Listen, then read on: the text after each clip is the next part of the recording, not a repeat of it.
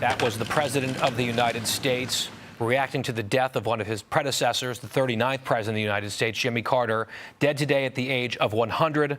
Biden speaking movingly at times, very personally about Jimmy Carter. He called him a statesman and a humanitarian, a friend of his for over 50 years, Biden said.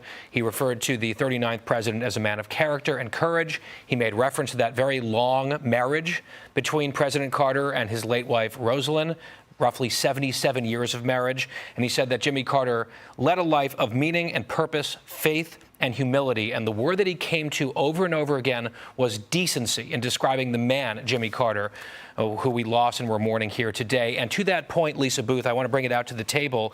You told us a story, a personal story that someone in your family had in an interaction with Jimmy Carter that I think plays into what we just heard from Joe Biden. Yeah, I was talking to my dad before the show, like I normally do, and he was telling me a story about how he was flying from DCA to Atlanta, and Jimmy Carter was on his flight. And Jimmy Carter was known to fly commercial with his wife. And so my dad said what he did is he went all the way through the flight and shook hands with everyone on the flight that wanted to shake his hand, also took selfies with everyone who wanted to take a picture with him.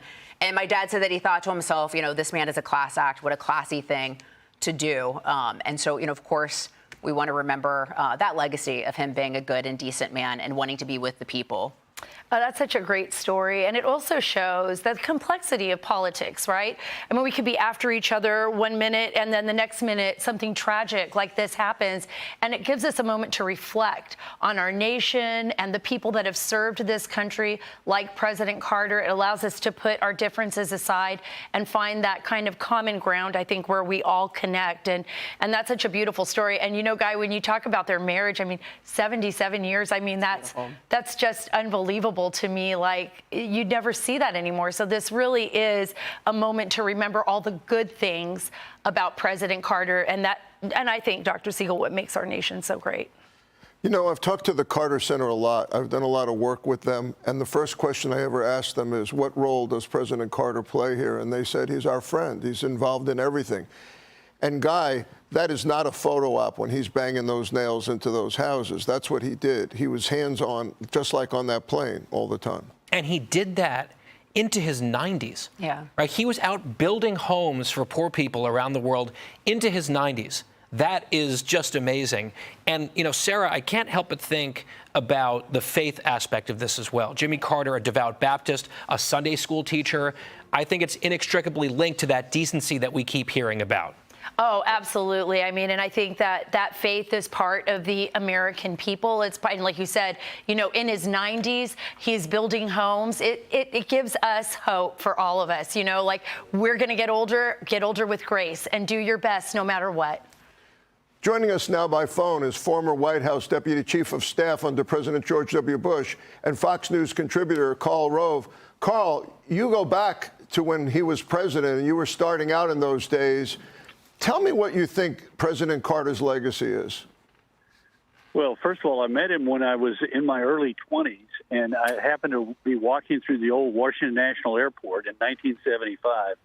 And he was walking through the airport as well, carrying his suit in a suit bag over his shoulder. And I introduced myself as a young staffer at the Republican National Committee, and he chit-chatted for a few moments and talked about his bid for the presidency. He was going to run for president. And he gave me his business card as governor of Georgia and asked me to keep an open mind with a, you know, sort of a laugh in his voice. And I wish I'd kept that business card. But we today talk so much about his decency, and this was a reason why he was elected president. The country was bitterly divided. Our prestige had been hurt in the aftermath of Watergate. People did not believe in the presidency. And here was a man who of enormous faith and character who promised to restore honesty and dignity to the White House, and he did. And it was a reason that the American people turned to him, a relatively obscure one-term governor of Georgia, and he beat Gerald Ford, who succeeded Richard Nixon in the White House after Nixon's resignation. And he did that. He did restore our confidence in the presidency. Now, he did some remarkable things. The peace accord between Egypt and Israel, the deregulation of America's airlines and telecom and railroads and other things that have been hidebound for years. and he did play a remarkable role in reestablishing an emphasis on human rights. His talk about the dissidents in the Soviet Union and about the right of all people to live in freedom helped bring about the end of the Cold War and the fall of the Soviet Empire by giving him moral authority to America's efforts, which were taken up by his successor, Ronald Reagan, as well. So a lot of good things. Obviously, the economy was not good during his time, presided over double-digit interest rates, double-digit unemployment, double-digit, interest rates, and as a result, we got Ronald Reagan in large measure because the economy was so bad. And then, after leaving office, he lived a life of service and compassion for the next, 50 some odd years. Karl, thank you so much for joining us tonight. Great to have you on this story tonight.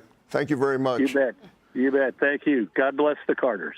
God bless the Carters. Hey, Sean Hannity here. Hey, click here to subscribe to Fox News YouTube page and catch our hottest interviews and most compelling analysis. You will not get it anywhere else.